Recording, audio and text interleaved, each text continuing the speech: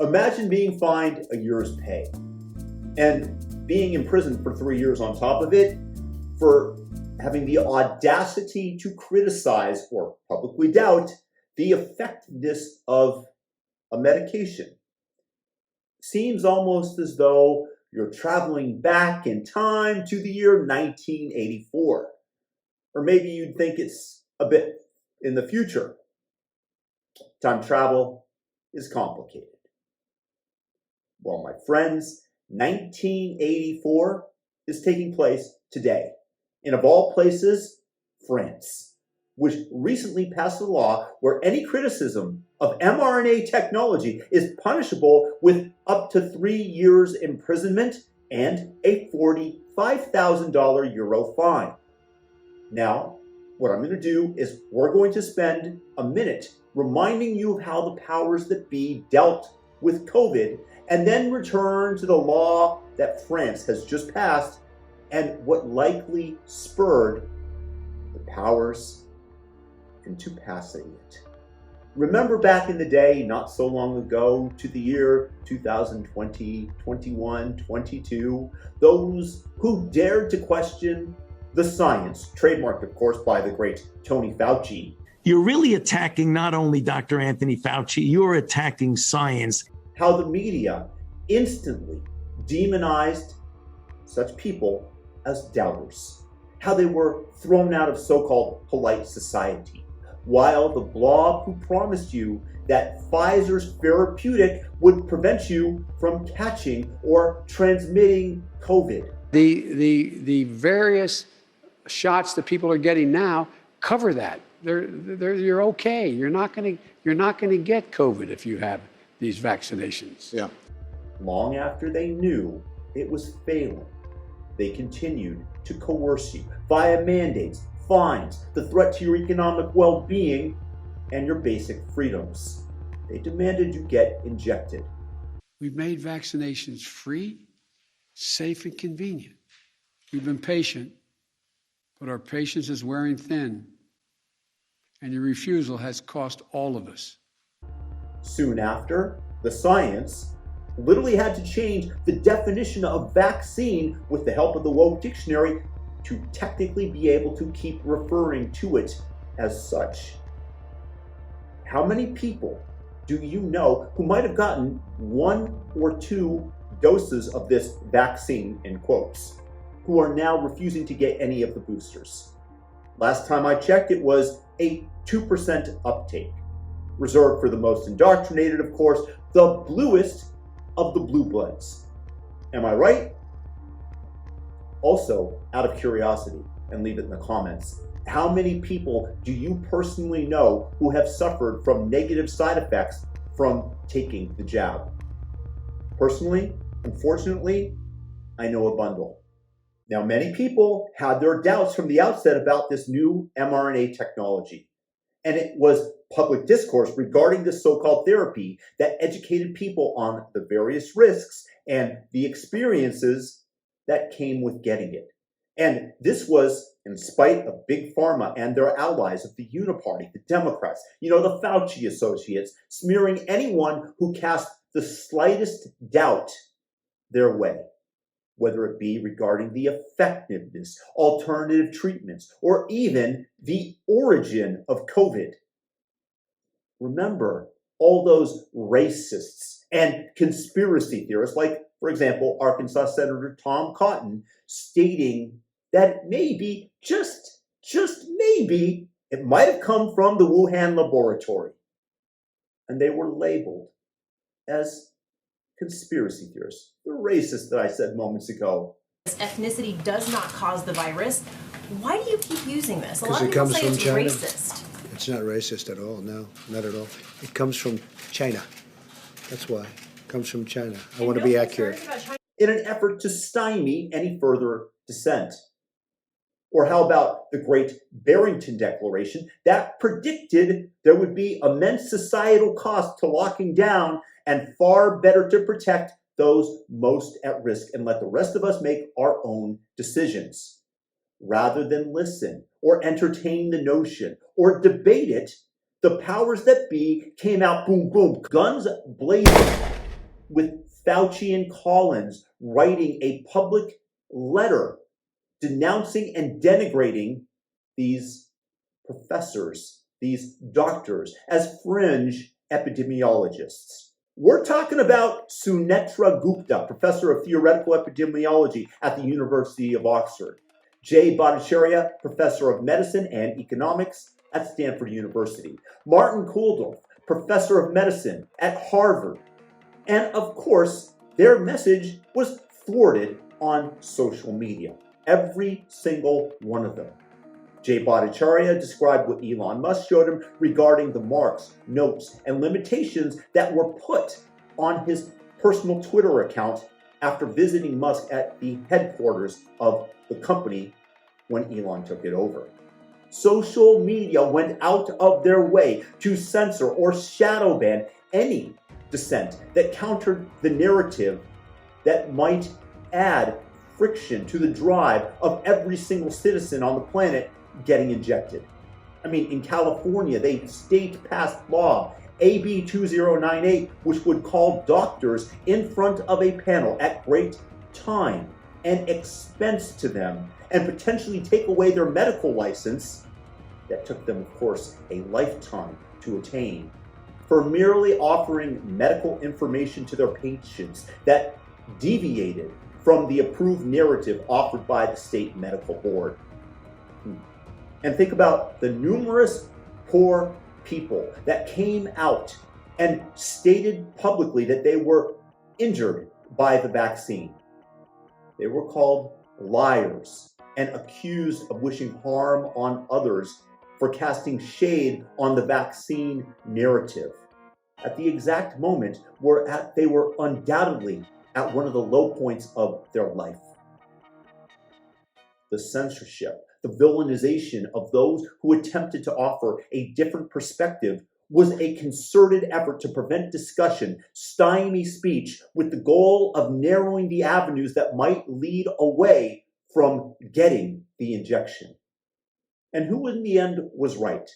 The science descending upon us from the exalted ones, from up high with the slick production values behind them of the corporate media, or the shrill voices of those who valiantly pushed back against it.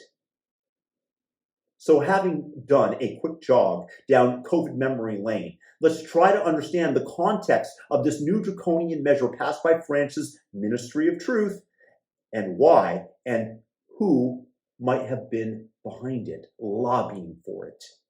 Question for you guys. Number one, who paid for this unneeded medicine?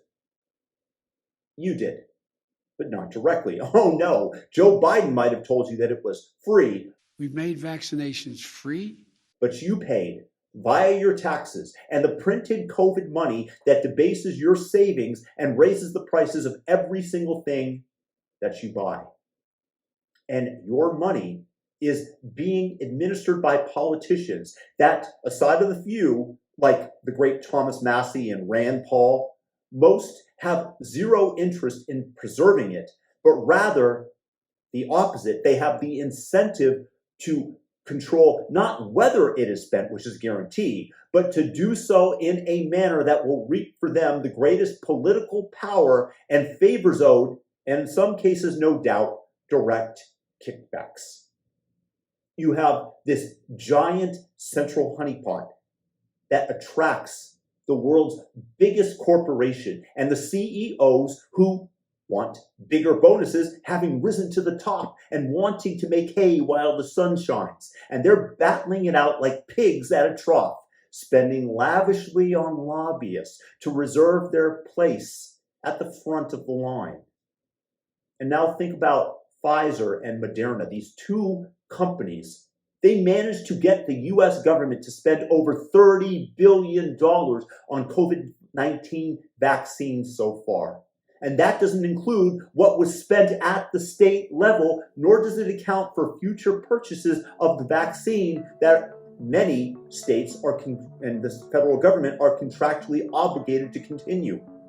The research to create the COVID-19 vaccine, paid for by the taxpayer. The clinical trials, hey, that was on us too. And then the government marketed it for them for free and pointed proverbial guns at what were formerly, I thought, free citizens to get injected. Our patience is wearing thin. Taking away their freedom of movement, their livelihoods, and framing those who resisted as hateful killers of grandma and grandpa. Dare to talk about alternative possible treatments. Well, the media would attack. And why wouldn't they? Did you know that Big Pharma accounts for 70% of TV advertising revenue? Brought to you by Pfizer. Brought to you by Pfizer. Brought to you by Pfizer. So, of course, they are going to demonize ivermectin and make Joe Rogan's face look puke green for refusing the vaccine and telling people that he used alternative treatments. Do I have to sue CNN? I don't know, do you? They're making shit up. They keep saying I'm taking horse dewormer. I literally got it from a doctor. It's an American company. Mm-hmm. They won the Nobel Prize in 2015 for use in human beings. Yeah. And CNN is saying I'm taking horse dewormer I don't know. But what they didn't highlight is that I got better. Yeah, you got better quickly. They try to make it seem as if like I'm doing some wacky shit that's completely ineffective. And right. CNN was saying that I'm a distributor of misinformation. What's crazy is look how better I got. Yeah. I got better pretty quick, bitch. The media companies and Big Pharma are feeding from the same trough. Your tax dollars. And that delicious spread is being divided by the dishonest rent-seeking piggies. Truth is a distant thought when they're gorging themselves. Pfizer and Moderna merely shared some of the juice that they squeezed out of us with the corporate media. A combined effort, no doubt, to control the narrative. But now you see these fat hogs ran into a little challenge. Despite all the censorship, the coercion, the lies, the propaganda, somehow there is a growing consensus that these so-called vaccines might have done more harm than good, and that the risk to reward ratio is awful. Pfizer was counting on this to be their giant cash cow. But alas for them, for their shareholders, new boosters have a 2% uptake rate. And this is being reflected with Pfizer stock dropping over 55% from its highs at a time when, thanks to the money printing, the stock market is at all-time record levels. Albert, we've got a bit of a problem here. No one wants to take our shitty product. Well, now, why do you think that is? Because people like Brett Weinstein, Joe Rogan are discussing alternatives. Because the plebs have openly stated that they've suffered from myocarditis. Because people allege that they died suddenly as if it's possible to do so posthumously.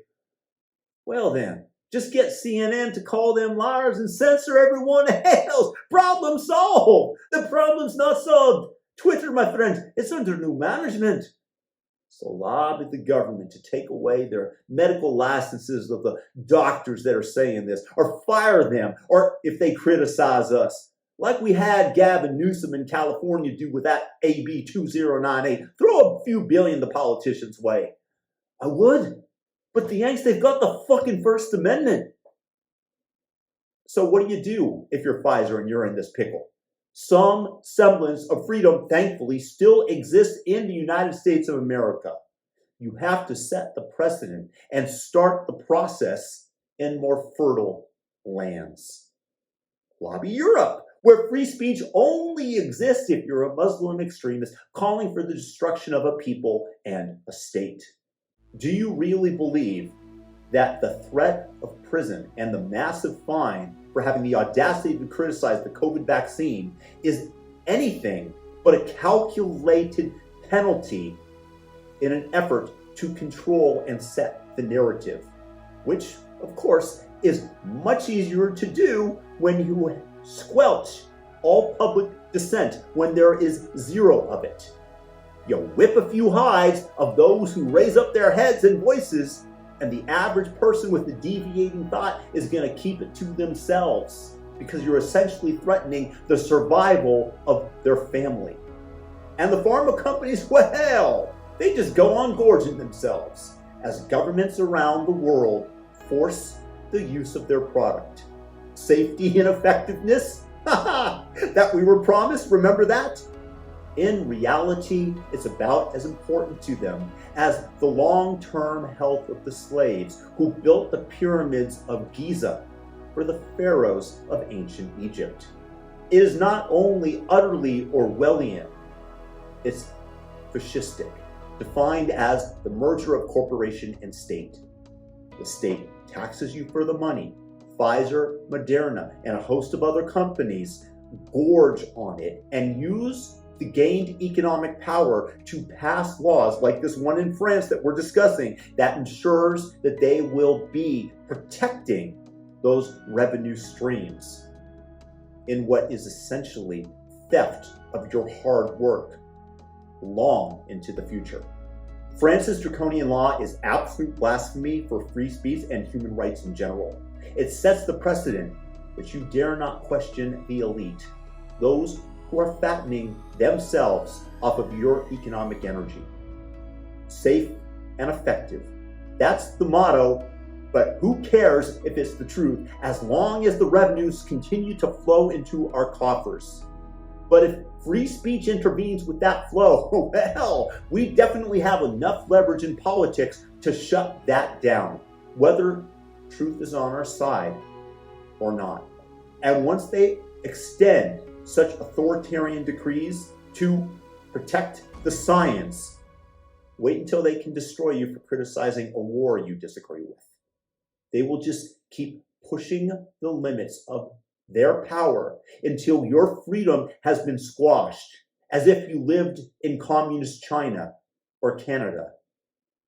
Look, it is the nature of human beings to want what is best for ourselves, for those around us. And when you incentivize these people, humanity in general, with a growing centralized pot of honey, augmented tremendously with newly printed cash because of the so-called emergencies, the ones that they created, the politicking and the outcomes that I've described here are not only likely, they're an absolute guarantee. And the more that we fund the state, that giant pot of money grows. The more it attracts, the more it incentivizes the fascistic impulses of individuals and corporations in an effort to seize it. And they will bite the hand and thus the freedoms of anyone who dares to get in the way. They passed this Orwellian law in France in the name of the public good, as they always do, of course. And I have to say, well done, Pfizer. Well done, Moderna. Just make sure to remember to send some of that cash out to the politicos who helped you and the mainstream media to run cover for you, and then ramp up the censorship, which is what you're going to have to do in order to keep those revenues flowing into your coffers. Let me know what you guys think in the comment section below, and please thumb up the video and subscribe. Have yourself a great day.